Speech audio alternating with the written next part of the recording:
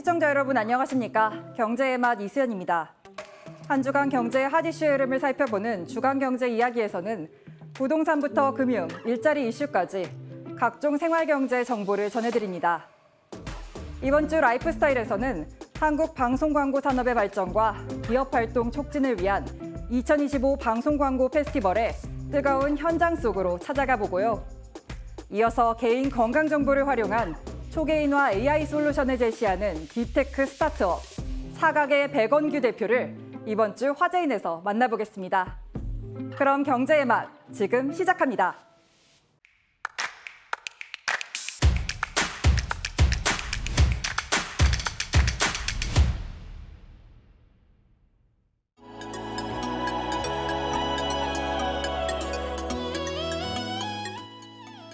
올해 상반기 인천국제공항 여객수는 3,636만 명으로 역대 상반기 기준 최대치를 기록했습니다.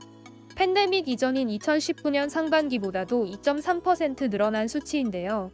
고환율 고유가 상황에도 일본 등 단거리 여객이 증가한 영향으로 풀이됩니다. 늘어나는 수요에 발맞춰 국내 저비용항공사 LCC 간 중소형급 기재 확보 경쟁도 치열해지는 분위기네요. 국내 저비용항공사들이 보유 항공기를 늘려가며 올해 기재 추가 도입 계획을 밝히고 있습니다. 친환경이 중시되는 경영 환경의 변화 역시 이처럼 신규 항공기 구입을 자극하고 있는데요. 실제로 국내 LCC들의 주력 기종인 B737-8은 기존 동급 항공기 대비 최대 15%의 연료 절감 효과와 13%의 탄소 배출 저감 효과가 있어 차세대 친환경 항공기로 주목받고 있습니다. 운항 안정성을 높이고 수요에 대응하기 위한 국내 항공사들의 기단 현대화 움직임은 앞으로도 지속될 전망입니다.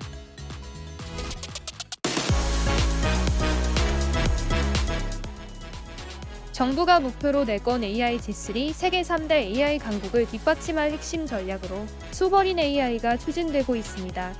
소버린 AI는 국가가 주도하고 민간이 협력해 만드는 독자적인 인공지능 모델인데요. 외국 기업에 의존하지 않고 우리 문화에 최적화된 기술을 확보하겠다는 게 핵심입니다. 하지만 현장에서는 기대만큼 우려도 큽니다. AI는 결국 데이터를 얼마나 자유롭게 모으고 활용하느냐가 경쟁력의 핵심인데 국내 현실은 여전히 규제의 벽이 높다는 겁니다. 규제를 풀지 못하면 소버린 AI가 구호에만 그칠 수 있다는 우려가 나오는 이유입니다.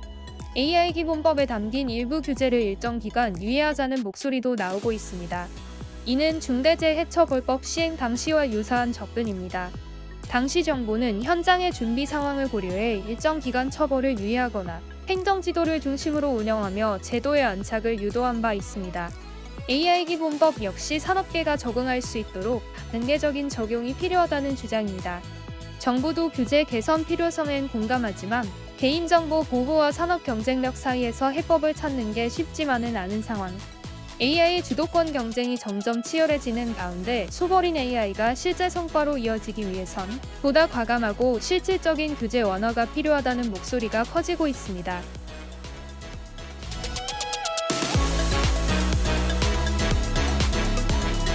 우리나라 수출이 전반적인 부진을 겪는 가운데 농식품 수출은 연평균 8% 넘는 고성장을 기록하며 희망을 주고 있습니다. 최근 국회에서 열린 식품산업발전방안 토론회에서는 농식품 수출을 확대할 수 있는 다양한 방안이 논의되는데요.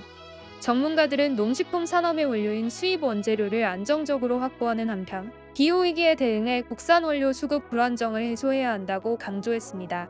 특히 올 연말 시행되는 푸드텍 산업 육성법을 계기로 푸드테크를 K푸드 산업의 미래로 육성해야 한다고 조언했습니다. 정부는 올해 농식품과 연관 산업을 포함한 K푸드 플러스 수출액 150억 달러를 달성해 농식품을 10대 수출 산업으로 육성할 계획인데요. 세계적인 K푸드 열풍이 언제 꺼질지 모른다는 불안감이 상존하는 만큼 더욱 견고한 농식품 산업 성장 전략이 마련되어야 할 것으로 보입니다.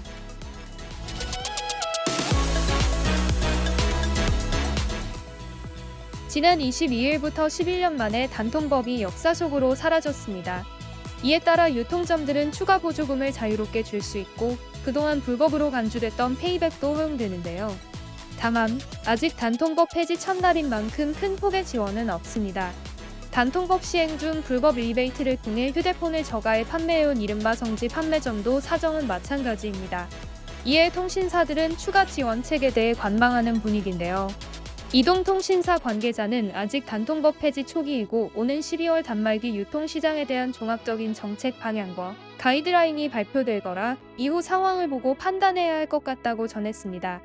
하지만 최근 해킹 사태로 고객 점유율을 빼앗긴 통신사가 파격적인 보조금 지원에 나선다며 이통 3사의 본격적인 경쟁이 시작될 것이란 전망도 나옵니다.